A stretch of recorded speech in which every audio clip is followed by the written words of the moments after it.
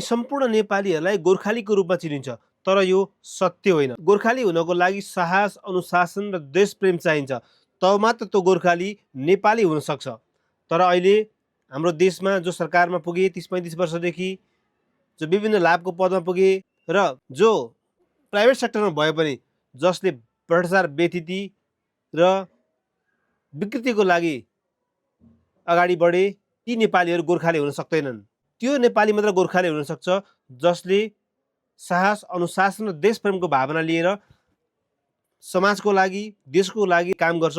त्यो नेपाली मात्र गोर्खाली हो र त्यसलाई मात्र वीर गोर्खाली नेपाली भनेर चिनिन्छ।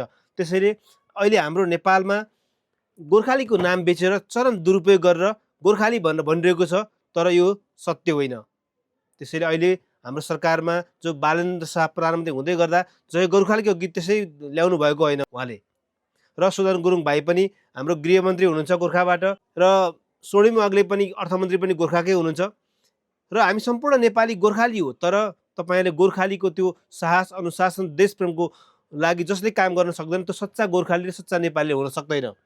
र अहिले सुदन गुरुङ भाइ गृहमन्त्रीले जुन किसिमको रफ्तार अगाडि बढाइरहेको छ र एक्सन देशमा विकृति ल्याउनेहरूको लागि गरिरहेको छ, एकदम स्वागतयोग्य, राम्रो, र यसरी नै अगाडि बढ्नुपर्छ। हामी जनताको, नेपाली जो गोर्खालीहरू जस्तो साहस, अनुशासन र देशप्रेमको भावना भएका तमाम नेपालीहरूको साथ सपोर्ट यो सरकारलाई हुन्छ। अगाडि बढ्नुहोस्, सत्यको जित हुन्छ र हुनै पर्छ।